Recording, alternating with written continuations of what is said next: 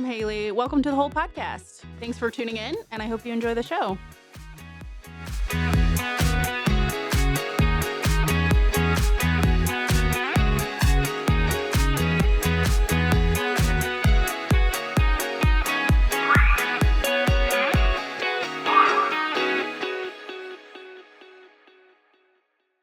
Hi, everyone. My name is Haley Korf. I am your vision impaired host. And today we are interviewing one of our favorite agencies to work with. We have David Baker here, the director of Missouri Assistive Technology. How are you doing today, David? I'm doing wonderful, Haley. It's Good. great to be here. Yeah, and we were just laughing about how many times we've connected in the past and putting all of that together. So it's been a good morning, afternoon already. It's like a small homecoming in a way. Yes, absolutely. So, did you want to tell us a little bit about your organization and how it helps the community? I will be glad to. I Okay. always like to share about Missouri Assistive Technology. So, Missouri Assistive Technology is the state of Missouri's federally funded Assistive Technology Act program. So, what that means is that we are sort of the state's central hub for all things related to assistive technology, which I'm sure you're familiar, but if for folks that are listening to the podcast, they may not be familiar with assistive technology. In its simplest sense, it's the literally thousands of different tools out there that can help people with disabilities level the playing field. So, through Missouri Assistive Technology, we focus in on increasing people's access to and ability to acquire assistive technology as sort of our core mission.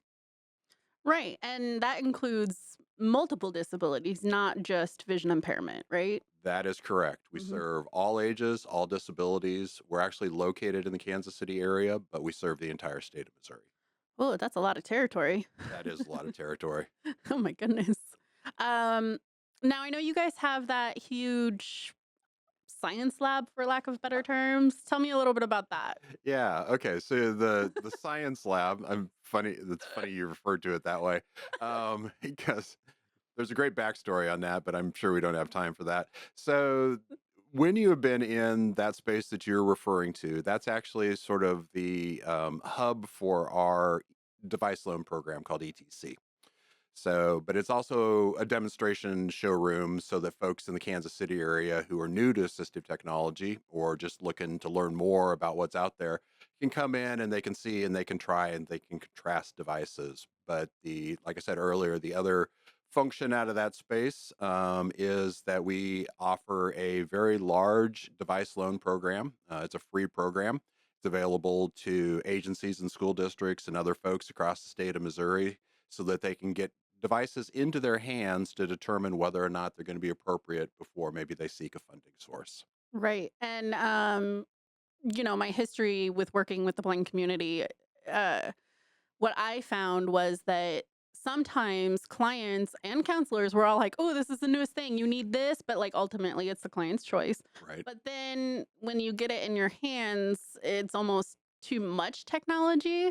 And so I would refer back to you guys and be like, "Hey, let's check out this device in person before we go and do that." Cuz sometimes the one day demonstration isn't quite enough to assert what needs to be provided to a client. Yeah, you are absolutely spot on with that kind of story that you were telling there. It's really easy to think that something is going to be the right answer, especially in the world of assistive technology. And so, you may have several types of electronic enlargers, for instance, but not all of them have the same bells and whistles. Some of them are more portable than others. So, being able to get your hands on them, try them in natural environments is going to lead to somebody ideally finding the right device for their particular situation. Right. And there's even some that have not as many buttons and stuff. So I found that to be a little bit easier as well. Correct. Yeah, that's the concept that we refer to in the world of assistive technology as feature matching. Oh, What are the things in the device that are meeting your needs? yes. I knew about the situation. I did not know that that was the term. All right. Love it. Glad I could expand your horizons. How many years? Love it. Love it. Okay. Okay. Now, tell me a little bit more about the TAP program and all of that, those different programs. Okay. The TAP program, TAP stands for Telecommunications Access Program. Mhm. We actually have three sort of sub programs under that TAP heading. So these are programs that we've been operating for a number of years. The first one is what's known as Tap for Telephone, which provides free adapted traditional landline phones for individuals who struggle using their landline phone. But obviously, technology's changed over the years. So we now have the Tap for Internet program, which provides free computer adaptations to people who struggle using a traditional computer monitor and keyboard or mouse. And then the third version of the Telecommunications Access Program is the TAP Wireless program. So I mentioned the landline program a second ago. We obviously have had to update into the world of smartphones. And so we have an equivalent for those individuals who have smartphones, but maybe they need some accessibility features on them or some other accessory to make that smartphone usable for them. Yeah, and it's very difficult to even figure out what works and what doesn't. And so, if I understand correctly, you have a lot of demo sites around Missouri that people can come to and kind of figure out, kind of like your science lab, just not as Correct. involved or Yeah. as amazing. Yeah, we obviously, since we're in the Kansas City area and we're responsible for serving the entire state of Missouri, we partner with a lot of agencies and organizations across the state. And one of the primary ways that we partner with folks is through a series of demonstration centers that we have set up across Missouri. So you're absolutely right. If I'm curious about what my options might be for an adapted phone or for computer adaptations, I could go to one of these demonstration centers and get more information. So they are generally all in centers for independent living and they're spread out throughout the state. And I know I'll never get all of them rattled off here, That's but okay. yeah, but all Cape Girardeau, um, Springfield, Columbia, St. Louis, pretty much we try to we set it up. Yeah, downstairs we yeah, have right, it. right. And you guys do some demonstrations for us, in particular for the telecommunications access Hmm. programs. Hmm. So, yep. Yeah. Learning a lot through that process for sure. I don't think I've been as involved in that part of the blind community, so it's been interesting. Yeah, the technology, I mean, technology in general has evolved for Yes. all of us, but in particular for folks with disabilities, the things that are out there now that can help level the playing field are just fascinating. And I think some of the most fascinating stuff are the devices that have come out over the years for individuals with who are blind or have vision loss.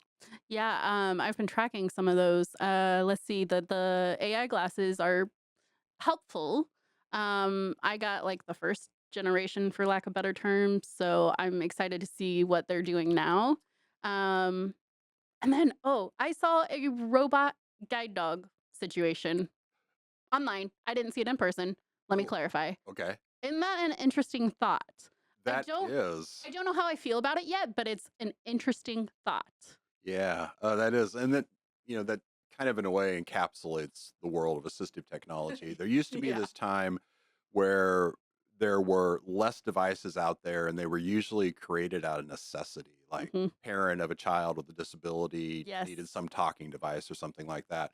But now we're seeing just general technology evolve into ways that are useful for folks with disabilities. It's that idea of universal design. So I have not seen the talking, or I mean, not the talking, the robotic guide dogs, but I've seen other types of robotic devices out there that mimic humans or pets that are really useful for a variety of different Yes. situations. I've seen those too. Yeah, you're right. Yeah. Ugh. The thing is, though, if I'm gonna get a guide dog one day, I need it to be an actual dog so Ye- I can like pet it and like.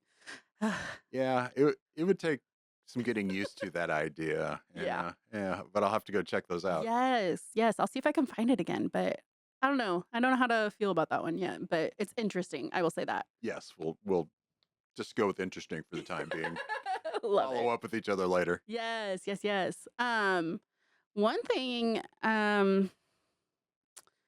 One thing I wanted to talk about though, with the work that your agency does, it's important anyways in general for people to come and kind of play with the technology because I don't know if people realize how expensive the technology is. It is astronomical sometimes. And one of the things that I always had to remind clients previously and currently um is that, you don't have to spend your money on this like right off the bat. Let's look at other options. And so that's when your agency would come in and help or, rehab services. But it's astronomical how much it is.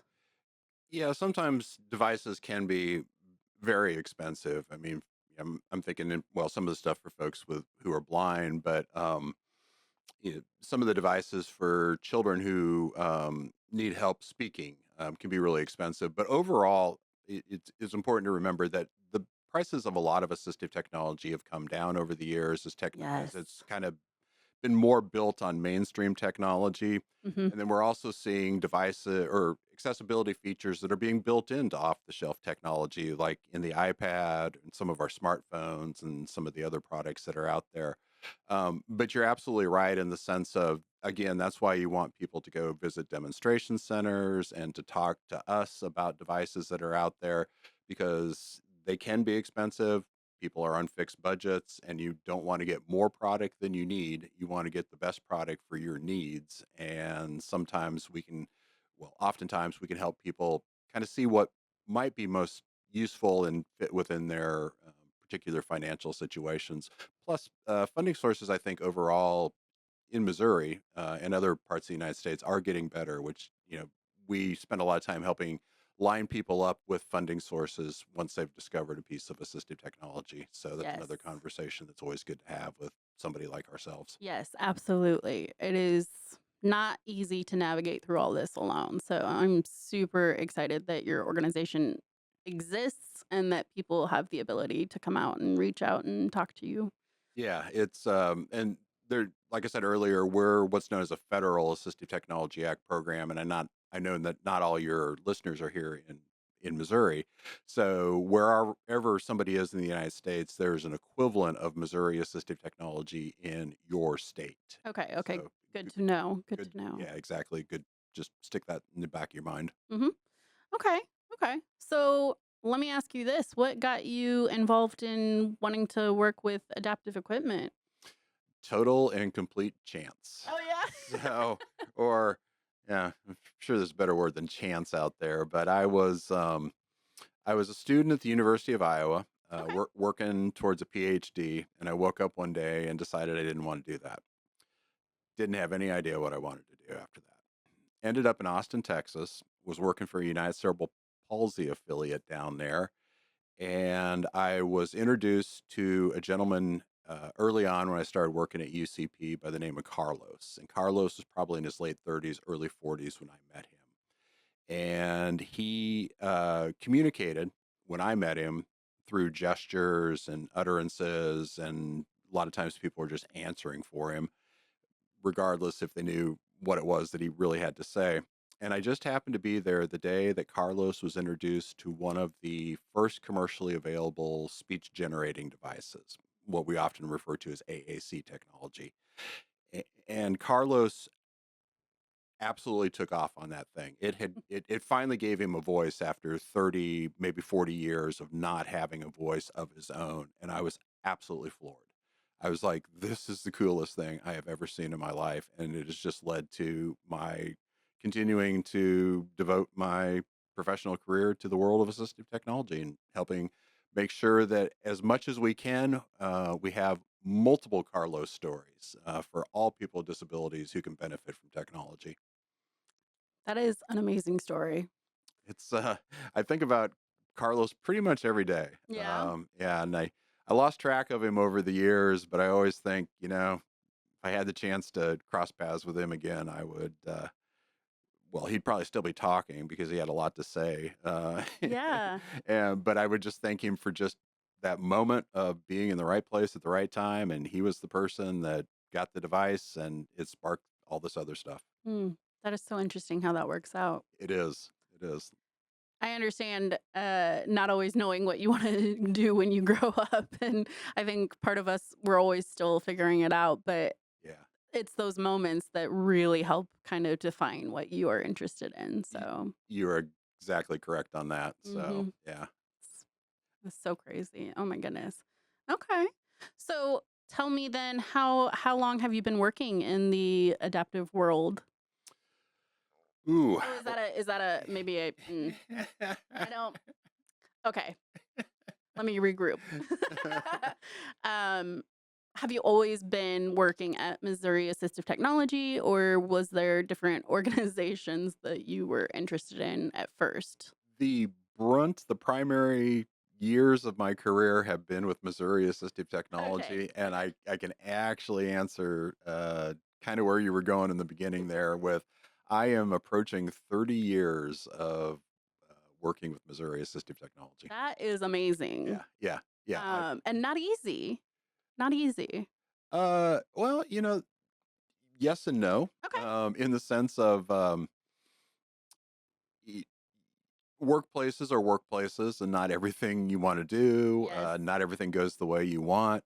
But one of the things that has always propelled me to go to my job every day is we get to work with this technology, and we get to get it into the hands of folks that can benefit from it.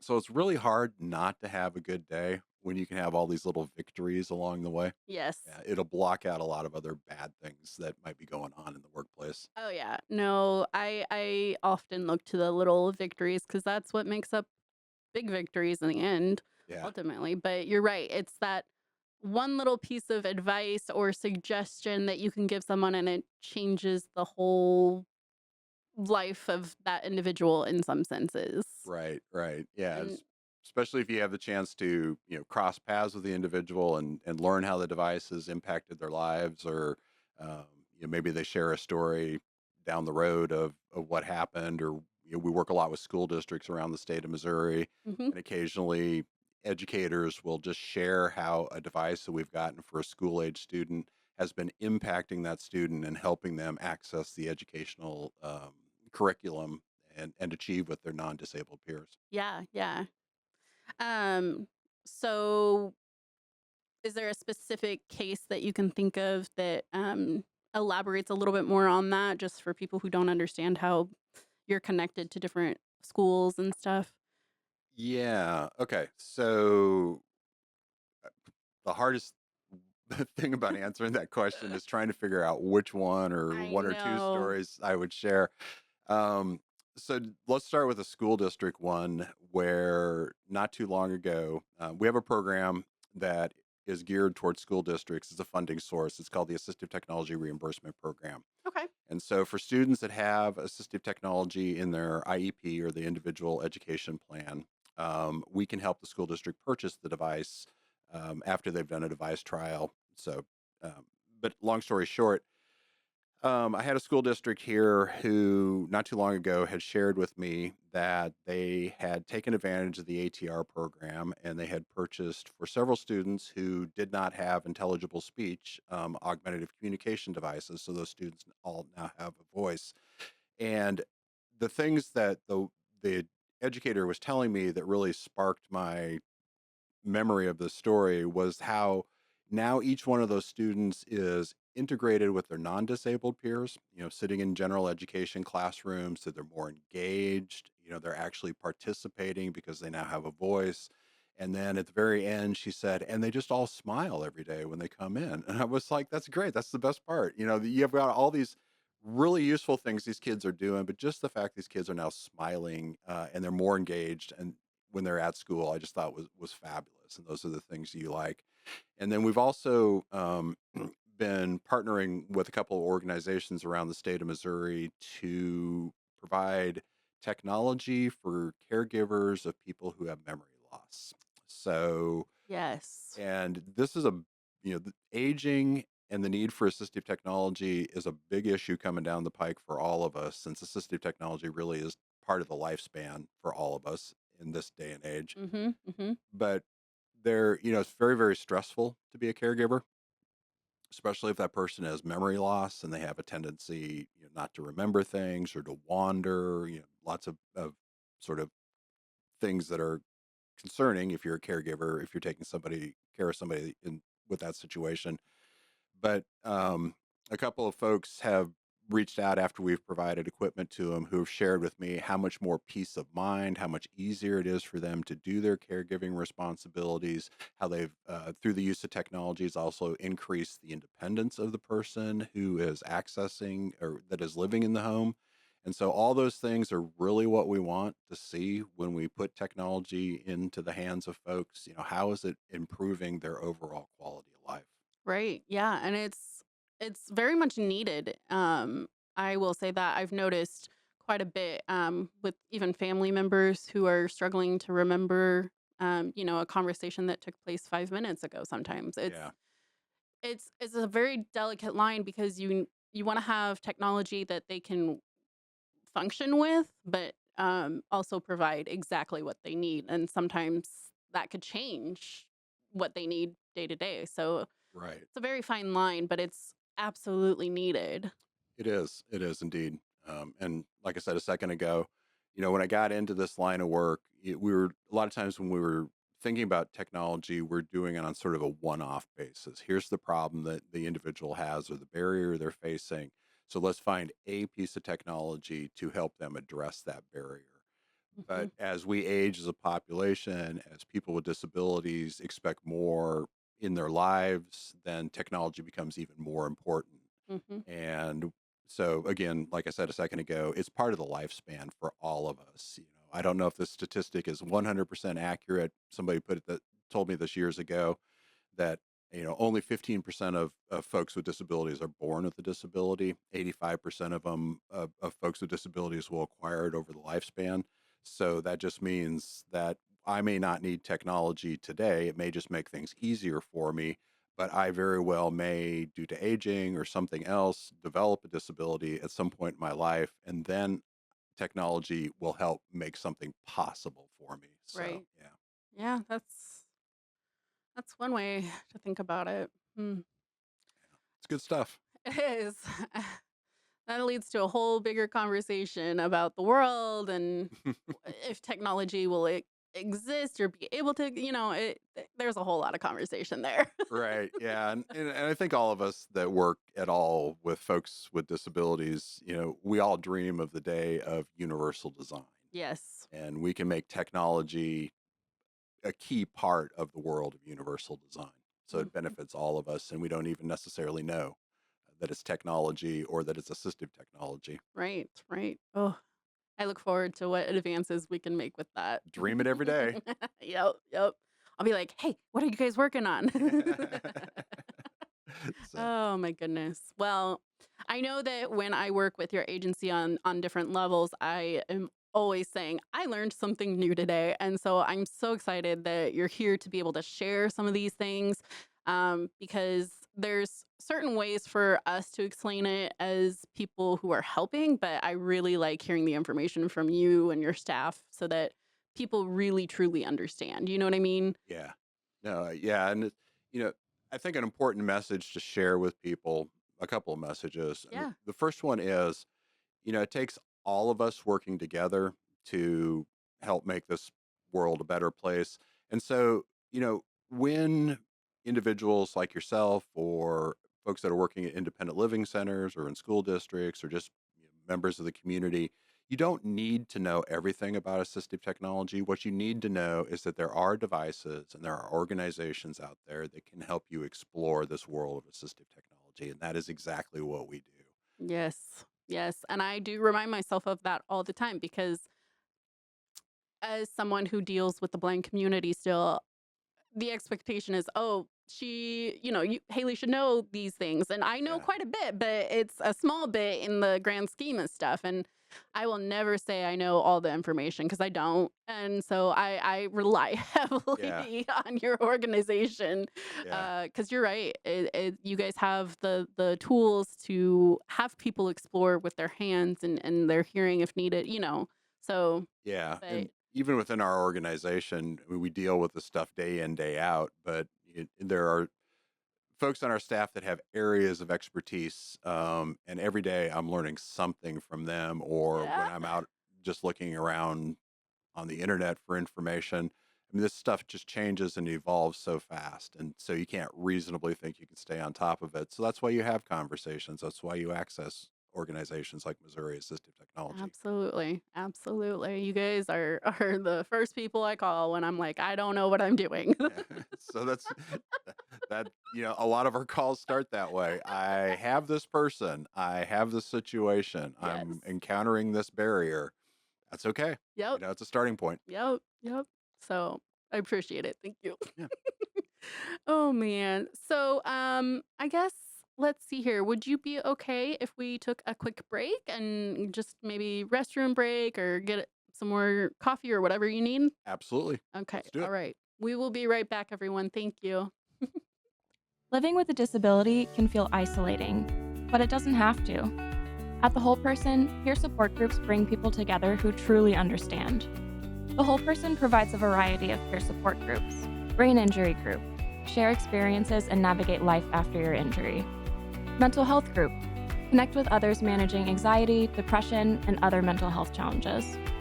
DIY life skills, build confidence and skills for independence, designed for ages 18 to 24.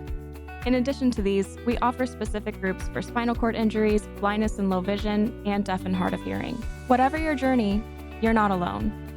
To find your group and attend our next meeting, please visit thewholeperson.org/peer support or call us at 816-561-0304. Peer support at The Whole Person. Real people, real connection. Hi, everyone. We are back from our break. We're going to jump into a couple more questions. And if it's okay, I'm just going to dive right in. Alrighty. Okay. So I know that you have some other programs within your department. Would you like to explain a little bit more about those? Yeah, that'd be wonderful. Like I said earlier, we serve all ages, we serve all disabilities, we serve the entire state of Missouri. We have about a dozen programs in all that we operate through Missouri Assistive Technology, and they kind of divide themselves into sort of two categories: acquisition of assistive technology, and then introduction to assistive technology might be the easiest way to describe them. Okay. So we've touched on the telecommunications access programs, and we've mentioned the device loan program. We also have a very large device reutilization program, which predominantly focuses kind of on durable medical equipment. But again, we work with partners around the state, in particular centers for independent living, and we seek out used assistive technology, used durable medical equipment. They take it in, they sanitize it, they make sure it's safe, and then put it out in the community more often than not for free. So, we all know somebody who needs a bath bench in a hurry or an extra wheelchair. Sometimes we have electronic enlarging devices and other forms of traditional assistive technology available for free through those programs. So, that's a good community resource for folks to be aware of. I think I also mentioned the Assistive Technology Reimbursement Program that helps school districts be able to access assistive technology so students can access the curriculum. We have several funding sources that are available. Probably our best known funding source is our Show Me Loans program, where it's a financial loan program. So, may not be a perfect match for everybody because folks will have to pay that back. But the interest rate is between 2 and 4%. But, sometimes families in particular need to make a modification to the home for a child with a disability, or somebody needs an adapted vehicle. And it's hard to find funding for those things. So they might consider taking a Show Me loan to be able to get that technology or that modification that they need today so that they can do something tomorrow. And all those decisions on the loans are actually made by a loan review committee that's composed of people with disabilities. So, Oh, yeah, so wow. so they understand the nature of disability, Hmm. and Hmm. they will be willing to take risks sometimes on folks who maybe, due to a health issue, have kind of dinged their credit up a little bit. So, it's kind of a peer-to-peer decision. I think might be a way to look at it. But again, may not be a perfect match for everybody, but it's a good resource out there, especially for adapted vehicles, home modifications, and hearing aids are another thing we do a lot of funding of through that program. We have a kids assistive technology program where we partner with the Bureau of Special Health Care Needs every year. And they provide us with funds that are used for meeting the needs of families who have tried everything they can in the way of funding sources to be able to get a piece of assistive technology, or again, some kind of modification to the home or some other types of devices. Um, we've been partnering also with a couple of organizations around the state of Missouri to uh, and I think I mentioned this earlier, to do the caregiver program Mhm, to mhm. provide assistive technology for individuals who are taking care of somebody who has memory loss, which, kind of as I've learned stuff through that program, we don't always think of caregivers as being beneficiaries of assistive technology, but I think that there is sort of an untapped group out there that we need to focus in on and how technology can make their lives easier as well. We have then another program that's kind of a little bit like the telecommunications access programs is our deaf blind equipment program, where there are a number of individuals in the state of Missouri who are both deaf and blind, and the technology needs of that population are very high, especially for telecommunications access and access to the internet and one thing and another. And so there is a program that we administer. We receive funds through the FCC every year to match those individuals up with the appropriate types of technology they need to have full access to distance communication. So I think that's pretty much all the major ones. I might have missed one or two That's okay. programs, but the kind of the bottom line is there are some core programs that we're supposed to do as being a tech act, but what we've tried to do over the years is identify areas in the state of Missouri where we need something more to make sure that we have filled all the gaps related to technology and people's ability to learn about it and acquire it. So we set up Absolutely. programs as we see necessary. Yeah, and we learn new things of what people need every day. We do indeed. We Mhm. do indeed. Mhm. Okay, let me look at these questions, and Okay. now you're gonna see how vision impaired I am. But I wanna make sure we're not missing any questions. So if you if you see Well, something you got that nice Clover book I over there. know, but I was in a little bit of a hurry to get into the Ah, podcast today. So understandable. let me see what I can do here, but don't laugh at me. Okay. Oh yeah. What are some examples of assistive technology tools um, that have made a big difference in individuals? We've kind of talked about that a little bit, Mhm. but let's talk a little bit more about specific devices because I want people to be exposed to what that device might be, Okay. like a Clover book. Yeah. All right.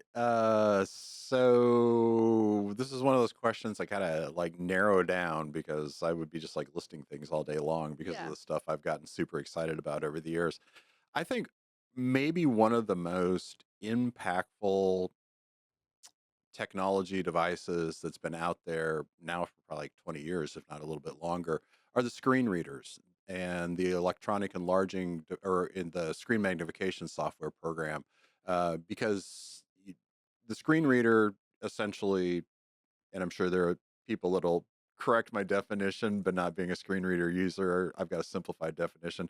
But a That's okay. screen reader enables somebody who's blind to be able to access the content on a computer. And early on, when computers began to be used, it was relatively easy to access that information. But then computers became more graphic with the stuff that we put on there, which totally changed or created a big barrier for folks who are blind. And then the screen readers came out, and their ability to read the graphics and help people orientate themselves as they're moving around online and just do the day-to-day things that we are doing so much on computers in this day and age. I just think that that's one of the most impactful forms of technology that's come along. And hand in hand and with that are the screen magnification software programs that again can help somebody with a vision impairment be able to navigate in a computer world. And you think of the job possibilities that those two tools alone create for folks with those types of conditions. The augmentative communication devices, speech generating devices, I always think are super impactful. And in particular, the earlier we get them into to young folks who are not showing speech development so that they can have a voice and they can participate and they can engage with their family and friends and educators and everybody else. I can't imagine what it would be like not to be able to express my needs and wants, and so this tool is can be simple, it can be complex, but it serves as somebody's voice, and that is an amazing thing that we can use technology to uh, overcome that situation that some folks face. And then, I think we often overlook in the world of assistive technology, or among the general population, that not all technology is high tech. And I just mentioned the screen readers and the AAC devices, and those can generally be considered high tech devices. But there are so many what we'd refer to as low tech devices. They're not complicated, they're not built on computers, they don't necessarily even use batteries. Things like devices that can help me open jars or prepare my own food or my personal grooming. And there are hundreds and hundreds of these low tech devices that can enable somebody to do something independently and increase or decrease their reliance on another individual to do a simple day to day function for them. And when you think about the goal so many people have about just being independent, if we can expose more people to those low tech devices and they can see how they lead to independence or enhance independence, I think and so I'm a big fan of the low tech devices as some of the more impactful things that are out there. Yeah, no, very well said. And I agree 100%. It's not always about the big flashy devices that are sometimes expensive. One example comes to mind, the signature guides Oh, yeah, for perfect people example. who Right. are blind or low vision. That really changed a lot of how I do things and Yeah. how I talk to clients and, you Yeah. know. That's a great example, and I got to say, from the other side of the equation, it makes it a signature guide makes it much easier for me as a person with sight to help orientate somebody to where the signature goes on a piece of paper. So it definitely improves communication in its own unique way. So, but they Yes. are very handy pieces of Yes. low tech technology. And they fit right in your wallet. Yeah, yeah. So I always carry one with me or will have one in my bag. Yeah, yeah. Hmm. So that's great. Yeah. And I will say the pens that are kind of like Sharpies but not Sharpies, those do Yeah, help a lot yeah. too. And it's a again very simple Mhm. answer that's very beneficial. Yeah, I like the ones that are made for vision impaired individuals because it doesn't bleed through the paper. Yep, yep. When I'm taking notes for like school or whatever, I really don't want that to happen. And Yeah. so that little tweak of whatever they did, Yep, yep. super helpful. So a couple of those in my desk, as a Yeah, matter of fact. me too. So, Because I'm always like writing on a sticky note real quick, and then I'm uh, like, oh wait, I can't see what I just wrote. yeah. So, Good times. Good times. Okay, let's talk about some barriers that you see in the disability community when people come to you. What is, I don't want to say the biggest, but what are some of the barriers that you run across? um, it can be. That's a big question. I Yeah, that know. that I'm is a so sorry. massive question. I know. I said it and I was like, oh. I guess one of the longest running sort of barriers that we encounter is just the public awareness. Yes. Yeah, and Same. it doesn't matter how much we're out there doing exhibits, doing presentations, talking to people, since the world of disability is so large and people are joining the club on a daily basis, you're not getting to everybody. Yes. And so, yeah, just the overall level of awareness that we need out there about assistive technology as a tool in the toolbox to make life with a disability better would probably be the number one barrier, I think. I agree. Yeah. Mhm. And then I think the other thing is that still it gets better as time goes on, but it's still a little bit in the way, and we could do better. Is going to be how we fund assistive technologies so that people can get the devices. And earlier I mentioned that there has been an increase in funding sources for assistive technology over the years, but it's kind of a game in a way. I've got this condition and I'm this age and I'm trying to do this, then these are the funding sources that are available. And if we kind of again shift our thinking to this technology is necessary for all of us at some point in the lifespan and figure out some way of smoothing out how we fund assistive technology so that when I need it, I've got sources that can help me access it. I think yeah, the whole funding thing is a barrier for folks. I will agree with that too because that's the number one thing when you're speaking with somebody, that's like the first thing they bring up is how much is this going to cost? What do I need to do? I'm on a fixed income Right. sometimes. And it's just, yeah, Yeah. that is one of the big concerns. Yeah. And it's, so just another real quick kind of barrier I think out there Mhm. is that we also have sort of an obligation, or people need to get the myth out of their mind that all technology is going to be expensive. Yes. Yeah. And I want to say thank you for clarifying that because I'm thinking of the blind community Right. and not the bigger picture of people with disabilities. So thank Yeah. you so much. Yeah. I appreciate that. But even within, think about how it's just changed for folks who are blind in terms of technology, because, you got the built-in accessibility features now on the Apple products. So there's like VoiceOver is a free screen reader. Yes. So that's $2,000 that isn't out of somebody's pocket to be able to use that smartphone. Yes. So, which is a Yes. great thing.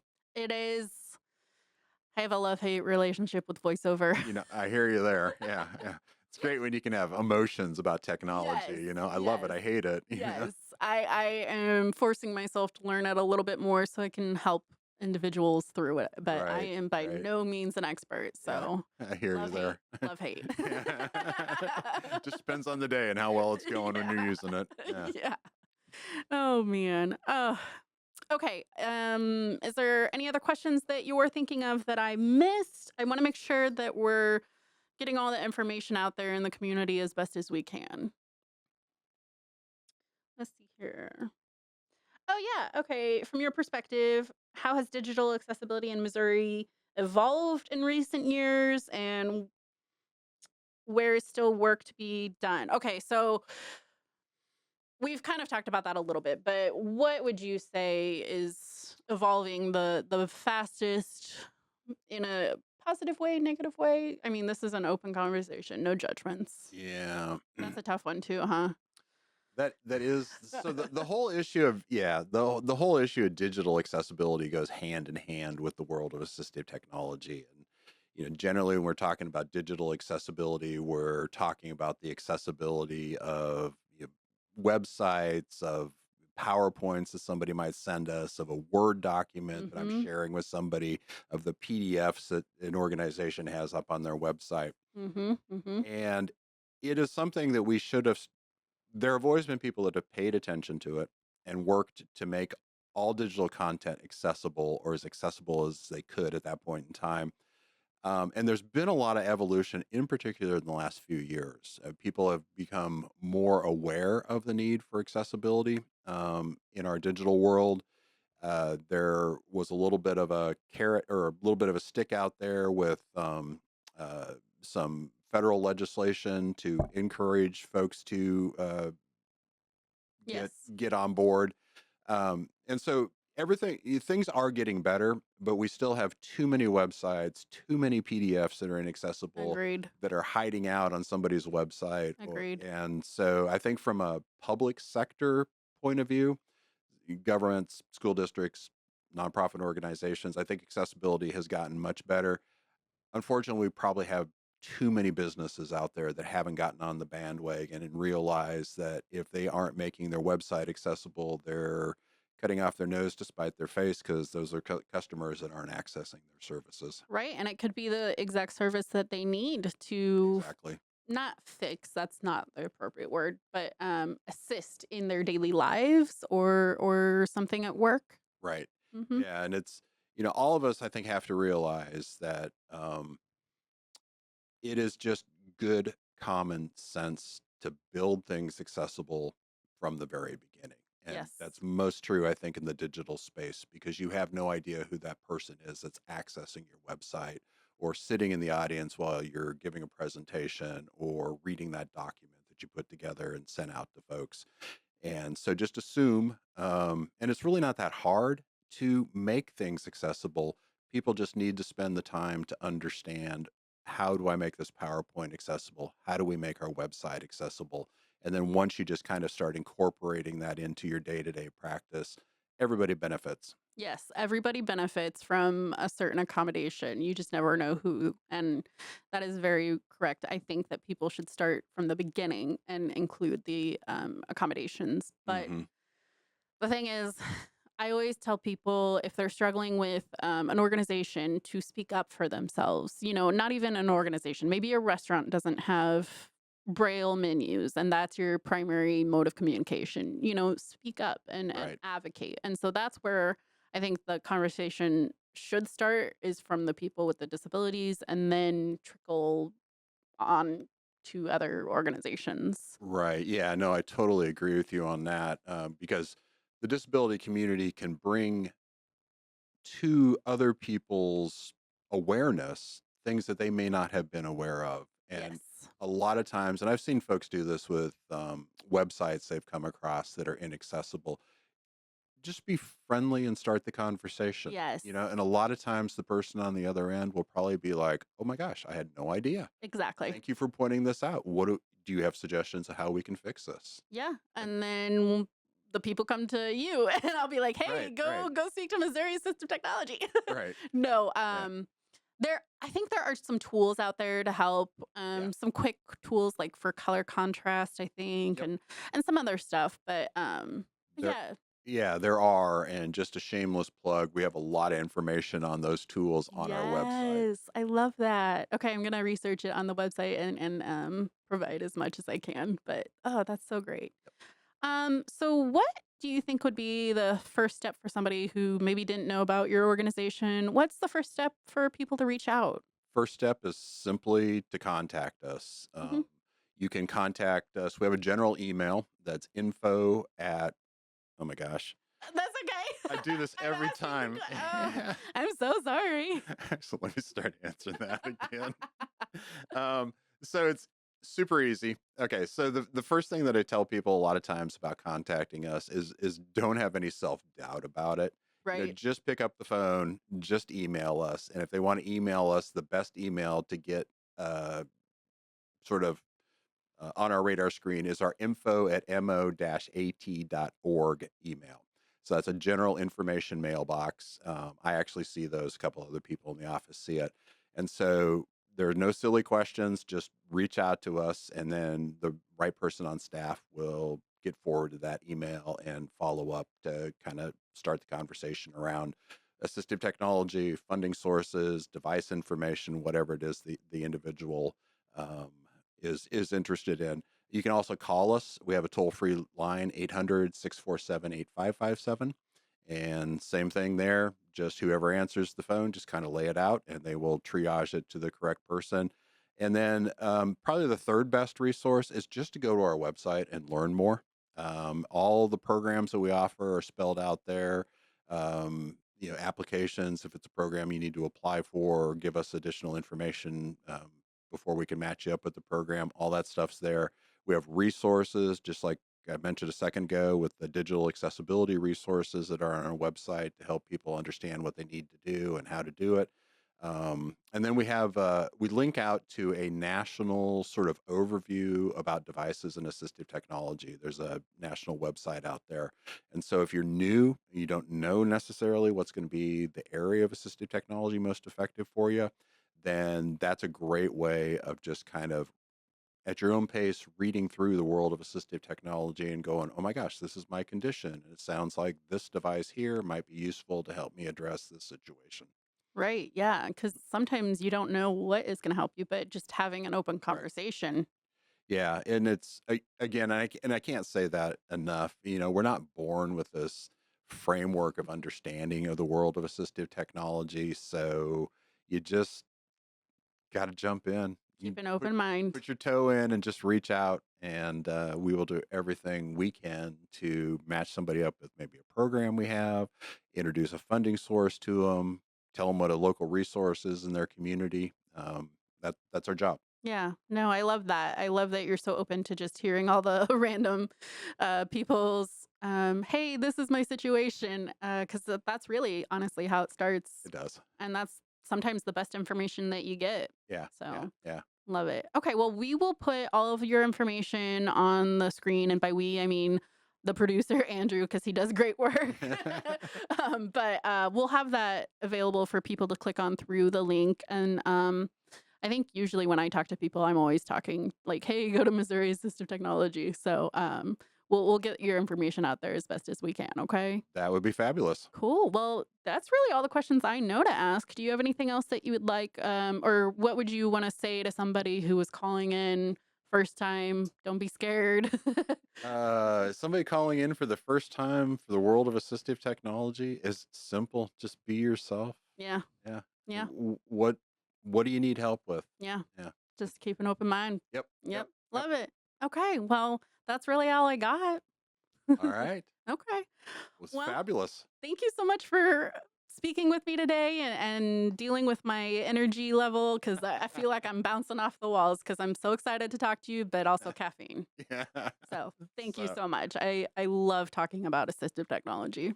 as do I. Yeah. So it's been a great time. Cool. All right. Well, thank you everyone for watching. If you have any questions, feel free to reach out. We will get you over to Missouri Assistive Technology.